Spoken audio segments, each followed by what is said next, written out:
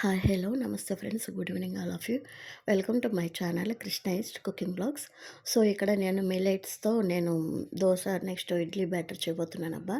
So ఇది early morning అనమాట. నేను ఈరోజైతే నానేసాను. ఈరోజు అంటే ఎస్టర్డే అనమాట. నిన్న నానేసాను అనమాట. సో నేను ఇక్కడ కినోవా రైస్తో ఇడ్లీకి నానబెడుతున్నాను. సో ఇక్కడ వచ్చేసి నేను ఒక కప్పు మినపగుళ్ళు అయితే తీసుకున్నానబ్బా. దీనిలో అయితే 2 కప్పులు కినోవా రైస్ అయితే వేస్తున్నాను. సో ఇది ఇడ్లీ నేను వేరే వేరే నానబెడుతున్నాను. మినపప్పు వేరే, కినోవా రైస్ వేరేగా. సో దీనిలో వచ్చేసి కొంచెం మెంతులైతే వేసాను. సో దీనిలో సరిపడా వాటర్ అయితే పోసుకొని పక్కన పెట్టేసుకున్నాను. సో ఇప్పుడొచ్చేసి అట్లకనమాట. ఇక్కడ మిక్సింగ్ మిల్లెట్స్ అనమాట. అండుకొర్రలు, ఓదలు, సామాలు, జొన్నలు ఇవన్నీ వేసి నేను ఇక్కడ మిల్లెట్స్ దోసకి ప్రిపేర్ చేస్తున్నాననమాట. సో ఇవి కాకుండా ఇంకా ఉంటాయి కదా, రాగులని, అరికలని అవన్నీ. సో అవి కూడా వేసుకోవచ్చు. సో ఇదైతే నా దగ్గర ఇవి ప్రజెంట్ అవైలబుల్‌లో ఉన్నాయి. సో అందుకని చెప్పేసి నేను ఇక్కడైతే 1 కప్పు మినపగుళ్ళకి అరకప్పు అయితే నేను అన్నీ తీసుకుంటున్నాననమాట. సామలు గానీ, ఊదలు, కొర్రలు, అండు కొర్రలు ఉన్నాయి కదా, ఇవన్నీ నేను హాఫ్ హాఫ్ తీసుకుంటున్నాననమాట వేసిన కప్పుతోనే.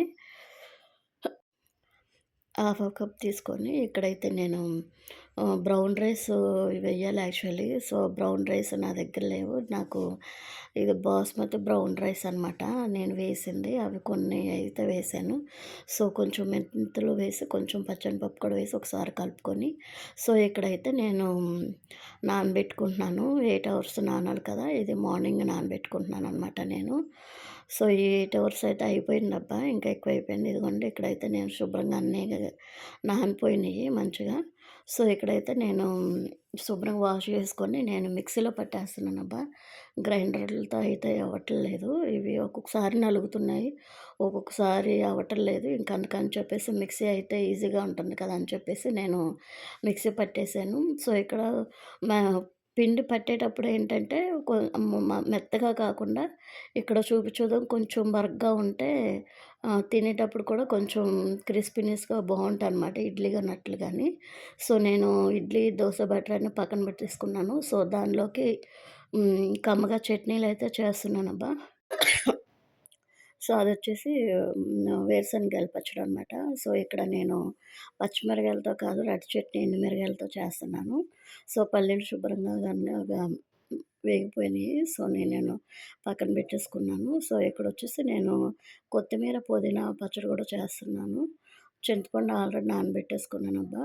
ఇక్కడ వచ్చేసి నేను ధనియాలు, పచ్చనిపప్పు, జీలకర్ర వేసి వేయించుకున్న తర్వాత పచ్చిమిరపకాయలు, ఎండుమిరగాయలు కూడా వేసాను. సో నేను అదే నూనెలో కొంచెం అయితే ఆయిల్ వేసి శుభ్రంగా వాష్ చేసుకున్న కొత్తిమీర, పుదీనా అయితే ఉంది కదా, అదైతే వేసేసాను ఇక్కడ. సో కొంచెం మగ్గటానికి టైం పడతది. ఇంక అందుకని నేను దీనిలో వచ్చేసి ఒక టమాటా కూడా వేస్తున్నాను నేను. సో మంటొచ్చి లో టు మీడియంలోనే పెట్టుకున్నాను. సో ఎందుకంటే మళ్ళీ మాడిపోతాయి కదా. సో ఇక్కడైతే టమాటా అయితే మగ్గిపోయింది. స్టవ్ ఆఫ్ చేసేసాను. సో కొంచెం ఆగిన తర్వాత నేనైతే ఇక్కడ ఇవి కూడా మిక్సీ పట్టేసుకుంటున్నాను చట్నీలు. ఇదిగోండి red chutney, green chutney ready అయిపోయింది. అంటే కొంతమంది తాలింపు వేస్తారబ్బా, కొంతమంది వేయరు. కానీ నేనైతే వేస్తాను. తాలింపు వేస్తే బావుంటాయి చట్నీలు, టేస్ట్‌కి బావుంటాయి అని చెప్పేసి నేను ప్రతీదీ తాలింపు వేస్తాను. సో ఇక్కడైతే తాలింపు వేసుకున్నాను నైటు. సో ఇదొచ్చేసి ఎర్లీ మార్నింగ్ అబ్బా, అంటే ఈరోజనమాట మార్నింగ్ బ్రేక్‌ఫాస్ట్‌కి. నేనైతే ఇక్కడ ఇడ్లీలో వచ్చేసి క్యారెట్ ఏస్తున్నాను. క్యారెట్ ఇడ్లీ చేస్తున్నాననమాట. తిన్నది ఇద్దరమే తిన్నాం. ఇంక 4 ఇడ్లీలు చొప్పున నేను ఒక క్యారెట్ తీసుకొని కూరేసుకున్నాను. సో ఈ పిండి మిక్స్ బాగా కలిపేసుకొని ఇదిగోండి ఇక్కడైతే ఇడ్లీలేస్తున్నాను. సో ఇడ్లీలు ఉడికేట్టే లోపల ఇక్కడ ఇంకా దోస బ్యాటర్ ఉంది కదా, అట్ల పిండి ఇదిగోండి ఇది కూడా పర్మనెంట్ అయిపోయింది. సో ఇదైతే నేను వేరే గిన్నెలో వేసేసుకొని ఇక్కడైతే అట్ల రేకు పెట్టేసుకున్నాను. అట్ల రేకు వేడెక్కినాక ఇంగోండి అట్టయితే రెడీ అయిపోయింది. సో ఇదైతే మా వారికి ఇస్తున్నాననమాట. సో ఆయన వాట అయితే అయిపోయింది.